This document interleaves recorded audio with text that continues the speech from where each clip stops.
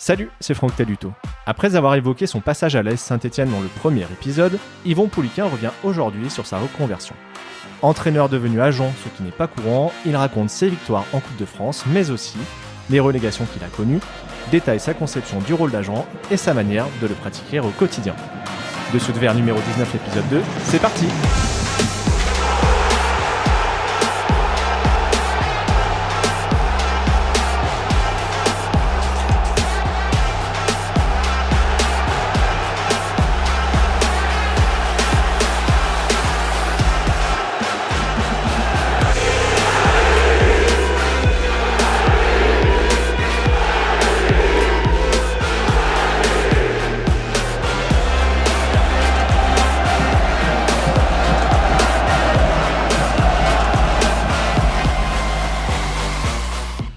Alors après votre passage à Saint-Etienne, vous avez joué donc 5 ans à Strasbourg jusqu'en 1996, et puis vous êtes ensuite devenu entraîneur, alors avec des succès, des échecs, on va en parler, mais pour commencer, est-ce que cette reconversion était une évidence pour vous, une vocation ? Oui, j'ai commencé à passer mes diplômes d'entraîneur à l'âge de 24 ans, si mes souvenirs sont bons. Donc oui, j'envisageais une reconversion en tant qu'entraîneur, principalement auprès des jeunes. Bon, c'est par là que c'est pas par là que j'ai commencé, puisque je suis devenu entraîneur adjoint à Strasbourg pendant une saison. Mais par la suite, oui, c'est au centre de formation de Strasbourg que je suis allé, et c'était mon ambition et l'envie que j'avais, oui, c'était de travailler avec des jeunes principalement. Après, les aléas ont fait que je suis passé chez les pros. On a parlé de Robert Herbin dans la première partie. Est-ce que ce soit lui ou d'autres personnalités d'autres coachs que vous avez côtoyés, certains vous ont un peu plus inspiré, ou au contraire, vous avez pris des choses chez eux qui vous avez rebuté en tant que joueur ? J'ai pris des choses chez tous les entraîneurs que j'ai pu côtoyer. Le premier que j'ai pu côtoyer, qui s'appelait Dusan Nemkovic, qui était un Yougoslave à Brest, et qui a amené des méthodes totalement différentes de ce qui pouvait se passer à l'époque en France. J'ai côtoyé Michel Le Milinaire à Laval, qui était quelqu'un d'exceptionnel également. Par la suite, Robert Herman. Tous les entraîneurs que j'ai pu côtoyer m'ont amené des choses et m'ont permis de progresser dans mon futur métier d'entraîneur. Donc voilà. Après, je suis resté moi-même. Je suis resté Yvon Pouliquen avec mes convictions, mes envies, ma manière de faire. Mais c'est vrai que tous les entraîneurs que j'ai pu côtoyer m'ont amené quelque chose. Je l'ai dit au départ, vous avez connu des succès et des échecs. Alors on va commencer par le positif, et c'est pas rien, puisque vous avez gagné la Coupe de France 2 années de suite, 2001-2002, avec 2 clubs différents, Strasbourg et Lorient. C'était quoi votre recette ? J'ai toujours considéré que les coupes appartenaient aux joueurs plus qu'aux entraîneurs, parce que les coupes, c'est ce qui permet de garder un groupe sous pression tout au long de la saison, de permettre à certains de jouer qui n'ont pas forcément du temps de jeu en championnat, de pouvoir en avoir en coupe, et ça crée une émulation au sein d'un groupe, les coupes, lorsqu'on a la chance de pouvoir aller assez loin. Donc il y a pas de recette, c'est la volonté des joueurs d'aller jusqu'au bout d'une aventure humaine qui est assez exceptionnelle lorsqu'on se retrouve au Stade de France. Donc je l'ai vécu de manière assez exceptionnelle quand même, parce que quand on a l'occasion d'aller 3 fois au Stade de France en une saison quasiment, puisque ça a été à cheval sur 2 saisons, mais ça fait un an pratiquement jour pour jour. J'ai été 3 fois au Stade de France pour jouer 3 finales. Bon, c'est quelque chose qui marque à jamais la vie d'un entraîneur, mais aussi la vie des joueurs lorsqu'on évolue, comme c'était le cas à Strasbourg ou à Lorient. On sait pertinemment que l'occasion ne se renouvellera peut-être pas de sitôt. Donc il faut vivre ces moments-là et surtout savourer ces moments-là. Oui, je parlais de recettes, puisque j'ai pas mentionné qu'avec Lorient, la même année, vous avez aussi joué la finale de la Coupe de la Ligue, ouais. Ce qui doit être assez rarissime, j'imagine, dans l'histoire. Oui, bon, Paris, ces dernières saisons, a pour habitude de jouer les deux, mais bon, c'est vrai qu'à l'époque, c'était rarissime. Puisqu'on parle de Lorient, vous y avez dirigé plusieurs anciens Verts. Je vais citer Anthony Gauvin, Thierry Swaguel et un futur, Pascal Fainduno. Vous gardez quel souvenir de ces 3 joueurs ? De très bons souvenirs, tant sur le plan humain que footballistique, avec un phénomène qui s'appelle Pascal Fainduno. C'était quelqu'un un petit peu dans le registre de Lubo Moravcsik. C'était un instinctif, c'était quelqu'un qui était capable de réaliser des choses avec un ballon que peu de joueurs sont capables de faire. Et dans la vie de tous les jours, c'était aussi parfois un régal et parfois pour un entraîneur aussi l'occasion de pouvoir se tirer les cheveux parce qu'on ne savait pas ce qu'il allait nous faire, quoi. Voilà, c'était Pascal. C'était un trio, il y avait Darcheville et Croupi. Donc, j'en avais 3 qu'il fallait surveiller comme le lait sur le feu, oui.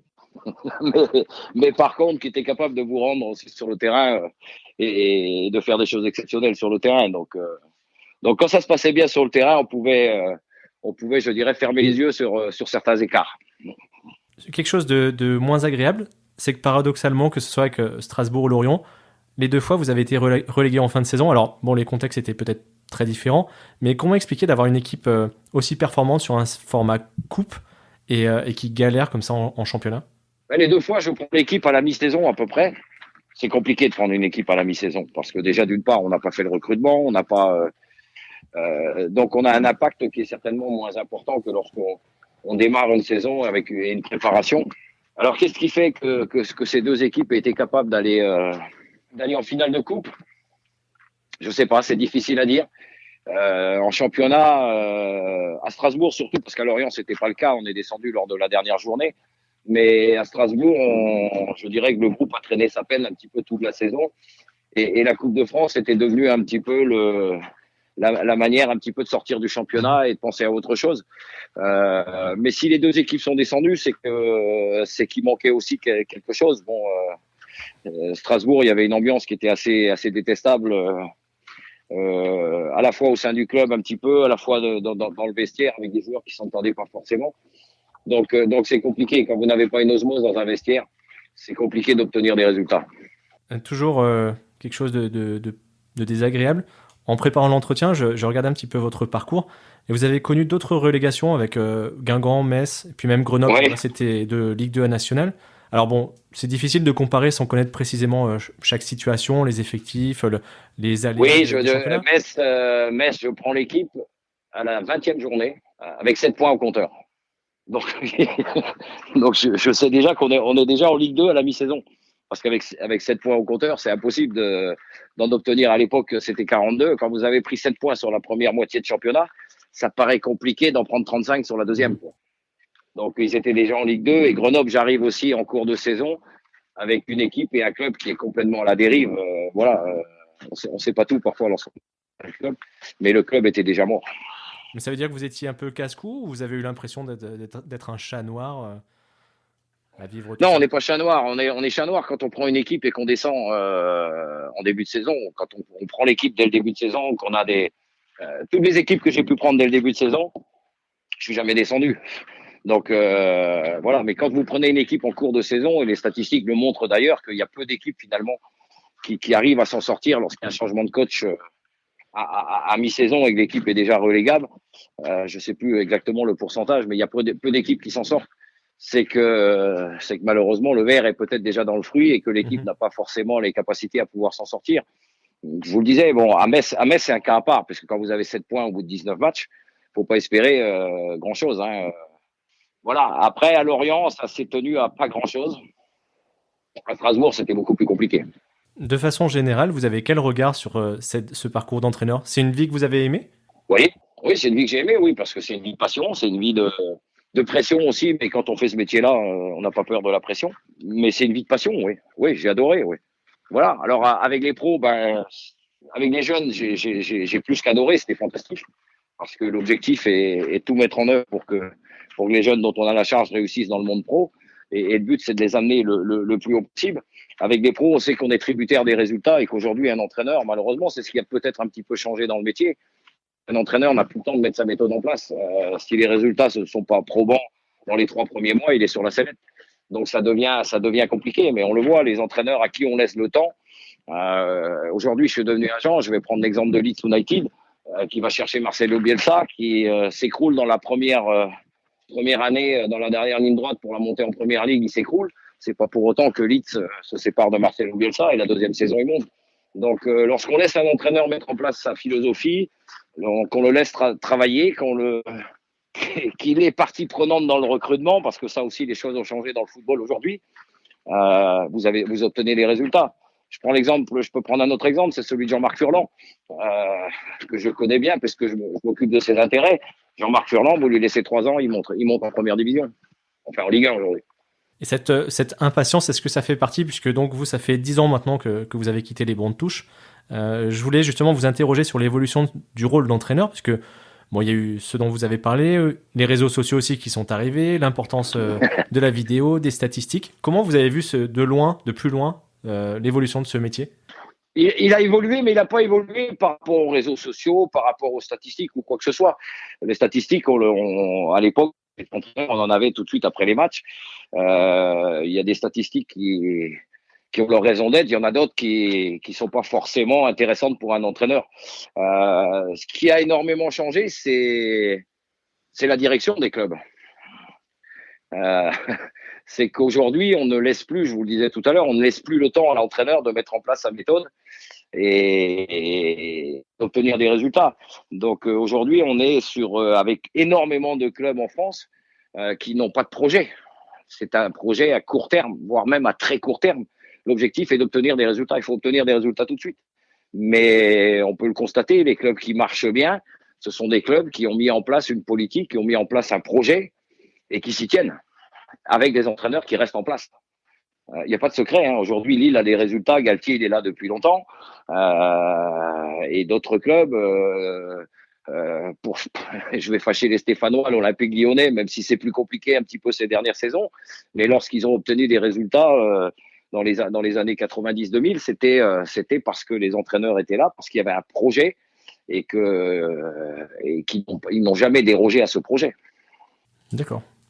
Et pour finir sur cette partie entraîneur, je le disais, ça fait maintenant 10 ans que vous avez quitté les bancs de touche. C'était un choix ou une absence d'opportunité ? Ni l'un ni l'autre. C'est que lorsque Grenoble a déposé le bilan, j'ai décidé de ne pas reprendre une équipe en cours de saison, justement pour les raisons dont je parlais tout à l'heure. J'avais pas envie de reprendre une équipe en cours de saison parce que c'est extrêmement compliqué.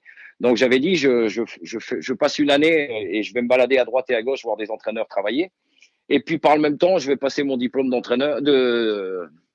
d'agent sportif parce que c'est une chose qui m'avait titillé à la fin de ma carrière aussi, parce que j'avais été contacté par des agents qui voulaient que je les rejoigne, mais j'étais pas prêt à ce moment-là. Donc je me suis dit, je vais passer la licence, on sait jamais, puis ça me fera passer le temps et replonger un petit peu dans les études. Et j'ai obtenu la licence, j'ai pris ma licence d'agent et j'ai eu des opportunités à ce moment-là. Voilà, j'ai eu des opportunités à ce moment-là et j'ai fait le choix tout simplement de devenir agent plutôt que de repartir entraîneur alors que j'avais la possibilité de le faire. Vous m'avez tendu la perche pour la transition, puisque le rôle d'agent, c'était la dernière partie que je voulais aborder avec vous. Vous avez donc créé votre société en 2013, me semble-t-il. Qu'est-ce qui vous intéressait dans ce rôle d'agent que vous connaissiez forcément déjà ? Ce qui m'intéressait, c'était... Alors, je suis un agent un peu particulier parce que vous le disiez tout à l'heure, je suis le seul à avoir été à la fois joueur, directeur de centre de formation et entraîneur. Et lorsque j'ai commencé justement en allant recruter, entre guillemets, des jeunes joueurs. Et ce qui m'intéressait, c'était de retrouver un petit peu ce que j'avais pu connaître lorsque j'étais entraîneur en formation, c'est-à-dire tout mettre en œuvre pour faire réussir les joueurs, c'est-à-dire leur donner, les conseiller de la meilleure manière qui soit pour qu'ils réussissent dans le métier de footballeur professionnel. Et le tout avec des entraîneurs qui s'en occupaient, parce que j'avais la chance de pouvoir connaître la majorité des entraîneurs dans les clubs. Donc, c'était de faire un travail à la fois personnel avec les joueurs, mais aussi en collaboration avec leurs entraîneurs pour permettre aux joueurs justement d'être le plus performant sur le terrain et puis de signer un jour un contrat professionnel. Donc, c'était ça un petit peu l'objectif. D'accord. Alors, vous avez évoqué plusieurs points sur lesquels je voulais revenir plus en détail, mais je voulais commencer par vous-même directement. Est-ce que vous aviez un agent du temps où vous étiez joueur ? Oui, j'ai eu un agent tout au long de ma carrière, le même. Voilà. Alors la différence, c'est que aujourd'hui, c'est vrai que les joueurs s'appuient énormément parfois sur leur agent, pour un petit peu tout et n'importe quoi, ce qui n'est pas forcément le cas de mes joueurs d'ailleurs. Mais à l'époque, je devais avoir mon agent 2 fois par an au téléphone, voilà, pour les vœux, puis en fin de saison pour savoir ce qu'on allait faire. Mais oui, j'ai eu un agent tout au long de ma carrière. Ouais. Et de cette relation, est-ce que vous aviez retiré des choses positives, négatives, en vous disant maintenant que je suis agent, je vais faire ça, ou au contraire, je ne vais pas faire ça ? Les choses positives, c'est qu'il était performant en termes de négociation de contrat. Donc ça, c'est un point positif. Voilà, c'est un point positif. Après, le négatif, c'est que sportivement, non, il n'avait strictement rien à m'amener. Donc, mais bon, il tenait son rôle parfaitement, puisque ce que je lui demandais, c'était d'être performant sur le plan des négociations, et là-dessus, il était. Comme vous l'avez dit, la passerelle entre entraîneur et agent, elle est assez peu empruntée. Comment est-ce que la profession vous a accueilli quand vous avez démarré? Pas forcément bien. Voilà. Non, non, c'est vrai en plus. Enfin, pas forcément bien. Aujourd'hui, à l'époque, on disait qu'un agent, avant qu'il arrive à se faire, je dirais, un réseau et une légitimité, il lui faut 5 ans. Et on n'est pas loin c'est pas loin d'être le cas. Alors j'ai mis un peu moins de temps, mais c'est vrai que j'étais pas forcément, comment vous dire, c'est pas que j'étais mal vu, mais disons que je pense que ça a fait un petit peu bizarre à certains entraîneurs lorsque je les appelais pour leur présenter un joueur. Certains ne m'ont pas forcément pris au sérieux au début, ouais. Voire même les directeurs sportifs. Voilà. Les choses ont changé depuis. Et les agents en eux-mêmes? Oh, les agents, j'ai jamais eu de réels problèmes avec eux. Voilà. Aujourd'hui, les agents, lorsque vous savez, lorsque vous avez de bons joueurs, les agents, ils viennent essayer de vous les piquer. Donc les choses n'ont pas évolué. On essaye toujours de venir me piquer mes joueurs. Ça veut dire aussi que je me trompe pas forcément sur les joueurs que je choisis. Mais bon, non, j'ai pas de problème particulier avec les agents. Non, non, je m'entends même très bien avec certains d'entre eux. Au-delà de l'œil qu'il faut pour quand même repérer les jeunes talents, c'est une profession qui demande pas mal de connaissances en droit, en juridique, etc. Est-ce que vous vous souvenez comment ça s'est passé pour vous de vous remettre peut-être dans les bouquins ou dans les formations? Ah, un peu dur au départ, hein, mais voilà, quand on a décidé de faire quelque chose, lorsqu'on a été sportif professionnel, de toute manière, lorsqu'on démarre quelque chose, on a envie d'aller au bout et on a envie de réussir. Donc on y met les moyens. Donc j'y ai mis les moyens. Voilà, j'ai travaillé, à raison de 6 à 8 heures par jour pendant 6 à 8 mois et pour obtenir le diplôme. Donc j'ai rien laissé au hasard. Voilà. Mais c'est difficile et pas difficile parce que lorsqu'on passe les diplômes d'entraîneur, et Dieu sait que c'est long et encore plus long aujourd'hui.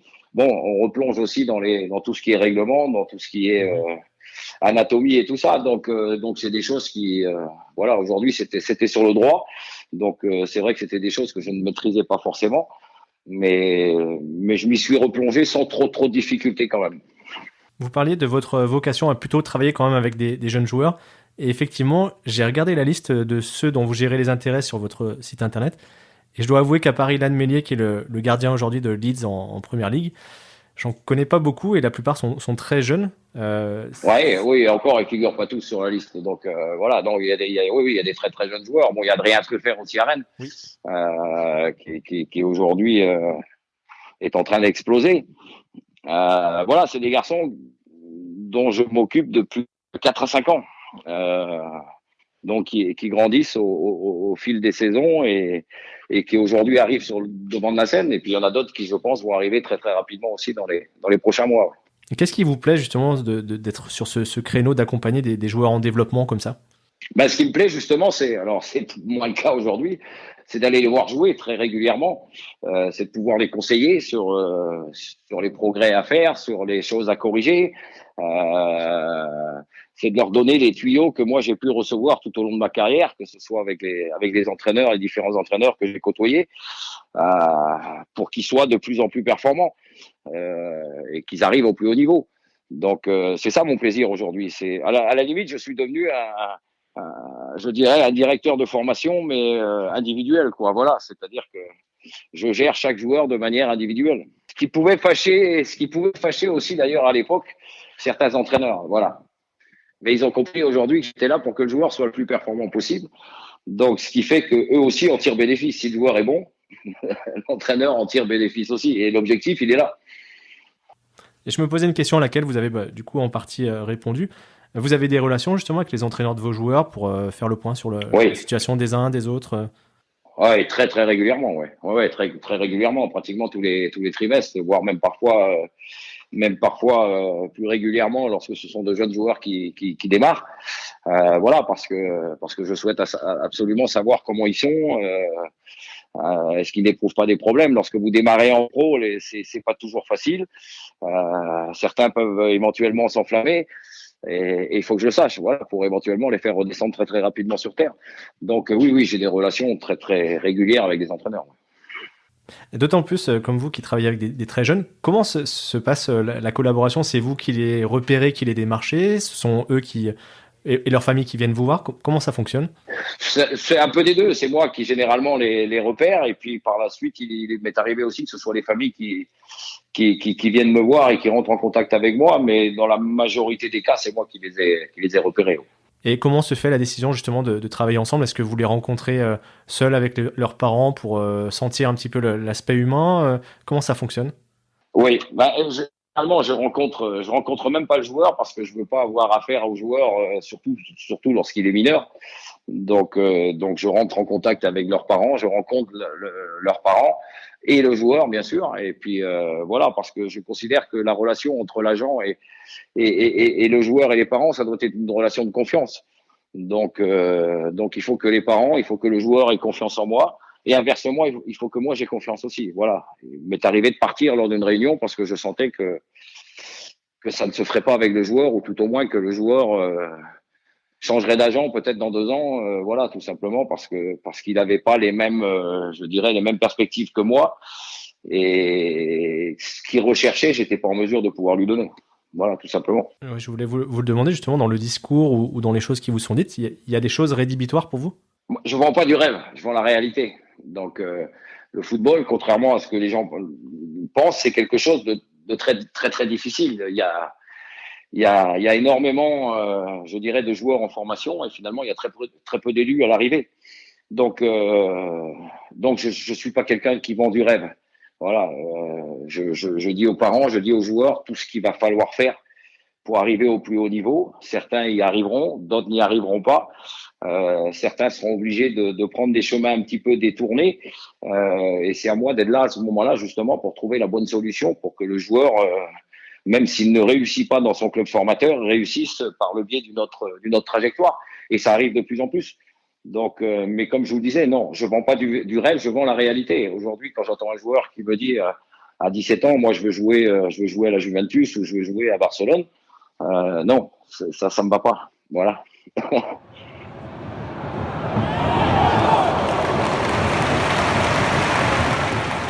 C'est un métier dont l'image peut être parfois floue, qui est l'objet de fantasmes, Oui. de suspicions.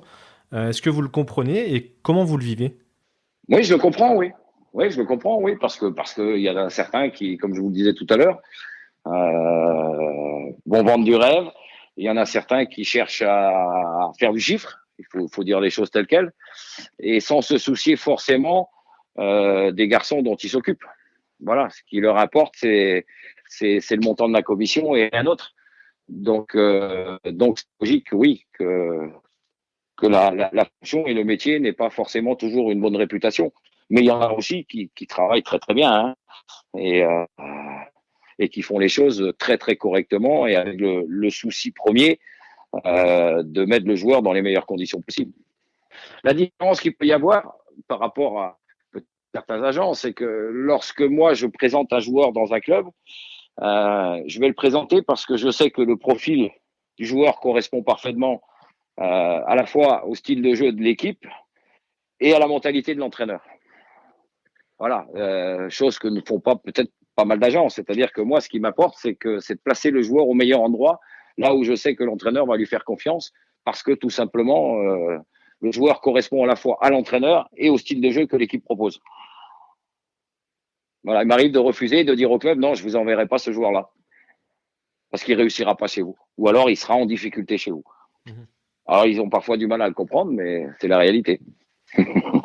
On vient de vivre une période de mercato où on entend souvent des choses sur les exigences des familles, le fameux entourage, etc. Il y a des joueurs aussi qui font le choix d'être plutôt suivis par un avocat. Est-ce que tout ça, ça complique votre mission? Pas forcément. Pas forcément. Alors après, oui, il y a des familles, oui, qui vont s'entourer d'un avocat pour discuter, qui vont gérer leur fils par eux-mêmes. C'est leur choix. Est-ce que c'est viable pour vous sur une carrière? Là, il faudra pas se tromper sur les choix, hein. Voilà, c'est ça. C'est ça. Aujourd'hui, ça va très très vite dans le football, dans un sens comme dans l'autre. C'est-à-dire que vous pouvez très bien être entre guillemets décrié à un moment donné et 6 mois plus tard être mis sur un piédestal. Donc les choses vont extrêmement vite. Les salaires ont extrêmement explosé aussi depuis des années. Ça va peut-être redescendre sérieusement ces prochains temps. Mais l'argent a pris une part prépondérante aussi, oui. Et aujourd'hui, c'est vrai que les jeunes joueurs rêvent d'une carrière à la Messi, à la Ronaldo, avec le côté financier qui va avec. Mais il y en a que deux des Ronaldo et des Messi. Hein. Puisqu'on parle d'argent, vous qui travaillez justement avec des très jeunes joueurs, est-ce que c'est un paramètre qui est compliqué pour eux quand des grosses sommes arrivent très vite, très jeunes? Les joueurs avec lesquels je travaille, ils ont tous la tête sur les épaules.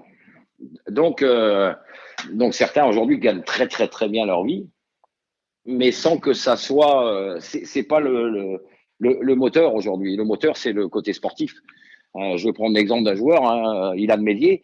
Son seul moteur, c'est la première ligue, c'est d'être performant avec Leeds. Et je dirais, peu importe, même si bien sûr, mais c'est pas le côté financier et le salaire mensuel qui le fait avancer, qui le fait travailler, qui le fait progresser. Non, c'est l'envie d'être le plus performant possible, d'aller le plus haut possible. Voilà, tous les joueurs de toute manière, c'est très simple aujourd'hui. Un joueur qui est passionné, pardon, va aller loin. Aujourd'hui, je rencontre des joueurs qui ne sont pas passionnés par le football. Ça sera compliqué, très rapidement. Est-ce que pour peut-être une famille qui n'a pas du tout de lien avec le monde du football et qui se retrouve sollicitée par des agents pour son enfant, est-ce que vous auriez un conseil à lui donner sur les choses sur lesquelles il faut veiller, les choses peut-être dont il faut se méfier? Écoutez, déjà quand vous êtes contacté, parce que c'est le cas hein, aujourd'hui, par les réseaux sociaux, déjà c'est pas bon signe. Voilà. Donc aujourd'hui, lorsque vous êtes à la recherche, lorsque les parents sont à la recherche d'un agent, il faut pouvoir le voir en direct, il faut pouvoir l'écouter, il faut pouvoir lui poser des questions, et surtout il faut trouver un agent qui va être capable de voir votre fils entre 10 et 12 fois dans la saison. Donc il va le suivre très très régulièrement pour pouvoir le conseiller.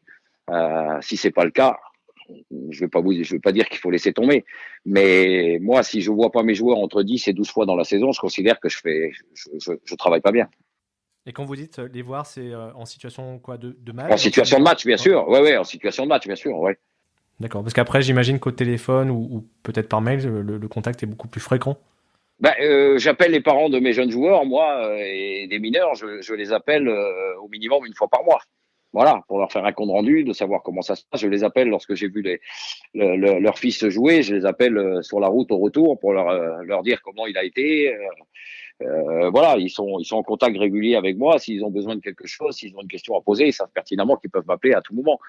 Donc voilà, c'est comme je disais tout à l'heure, c'est une relation de confiance entre le joueur, l'agent, les parents, et tout doit être clair. On a parlé là des familles qui sont sollicitées et à l'inverse des personnes qui aimeraient exercer le même métier que vous d'agent. Est-ce que vous auriez des suggestions, des conseils à donner? Comme je vous l'ai dit tout à l'heure, je suis un agent un peu particulier puisque j'ai été entraîneur. Donc, moi, je conseille beaucoup sportivement. Et puis ensuite, lorsqu'on décide de vouloir entrer dans ce métier-là, bon, déjà, il faut savoir que la concurrence, elle est relativement conséquente et que ça sera pas facile tous les jours et qu'il faut avoir un réseau.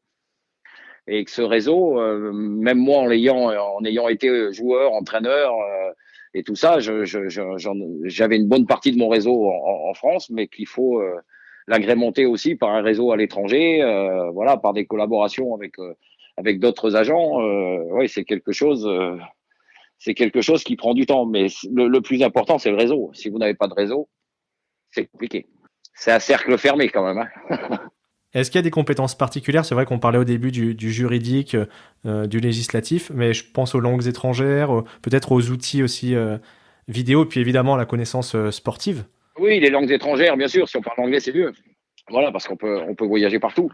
Après, vous allez dans certains pays, vous allez en Angleterre, c'est pas forcément des Anglais qui sont à la tête des clubs, que ce soit le directeur sportif ou l'entraîneur. Donc voilà, mais oui, c'est préférable, mais c'est pas non plus une obligation majeure. Hein. Voilà. Si vous avez des bons joueurs, vous ferez entre guillemets des deals à droite ou à gauche. Voilà, l'important c'est d'avoir les bons joueurs. J'ai toujours pensé lorsque j'étais joueur que c'était pas l'agent qui fait le joueur. L'agent il fait pas le joueur, contrairement à ce que certains pensent. C'est le joueur qui fait l'agent. Voilà. Si vous avez des bons joueurs, l'agent ne peut être que bon puisque de toute manière le joueur va être sollicité. Mais si vous n'avez pas de bons joueurs, malheureusement vous aurez beau faire ce que vous voudrez, vous n'arriverez pas à les placer pour autant.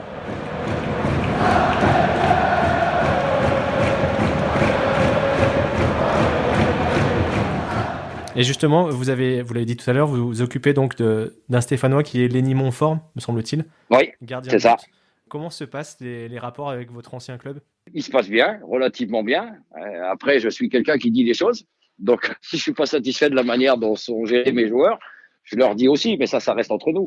Voilà. Mais comme je disais tout à l'heure, oui, comme je suis proche à la fois de mes joueurs et que j'appelle très très souvent les clubs pour prendre des nouvelles, pour savoir comment ça va, ça peut m'arriver aussi non pas de me fâcher parce que je me fâche pas, mais de ne pas toujours être de l'avis des entraîneurs qui ont mes joueurs. Mais ça se passe bien à l'arrivée, au final. Voilà. Vous avez quel regard, vous qui travaillez notamment avec des jeunes joueurs, sur le travail qui est fait à Saint-Etienne au niveau de la formation ? Je crois que le travail qui est fait à Saint-Etienne, il porte ses fruits quand même, parce qu'il y a pas mal de joueurs aujourd'hui qui arrivent dans l'équipe de Claude Puel. Il y en a certains qui sont partis, comme Saliba et tout ça. Donc, preuve que le centre de formation sort des joueurs. Et je pense que Saint-Etienne, de toute manière, se doit d'avoir un centre de formation performant s'il veut pouvoir exister et retrouver, même si ça sera difficile, parce que de retrouver, je dirais, les premiers rôles dans un premier temps. Mais Saint-Etienne doit absolument, oui, je pense, passer par sa formation et avoir un centre de formation performant. Je vais finir par une dernière question centrée sur vous-même. Ça fait maintenant une petite dizaine d'années que vous êtes agent. Est-ce que vous êtes épanoui dans ce rôle et comment vous voyez à l'avenir ?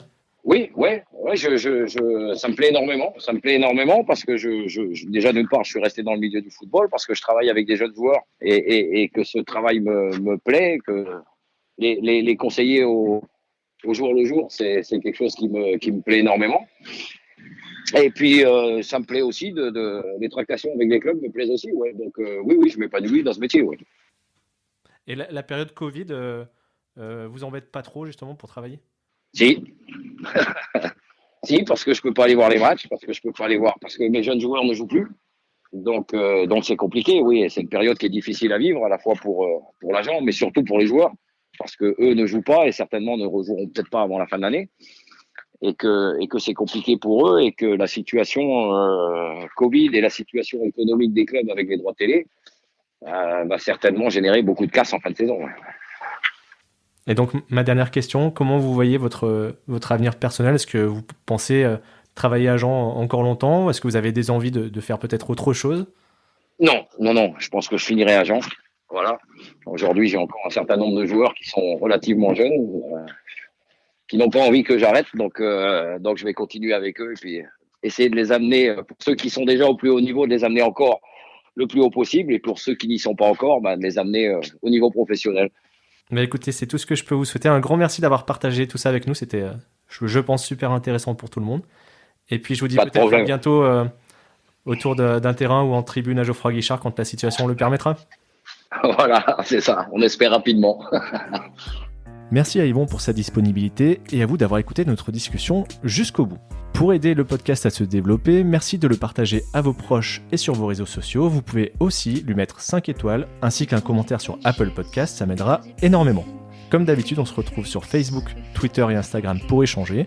Vous pouvez aussi m'écrire à dessous@gmail.com. À bientôt.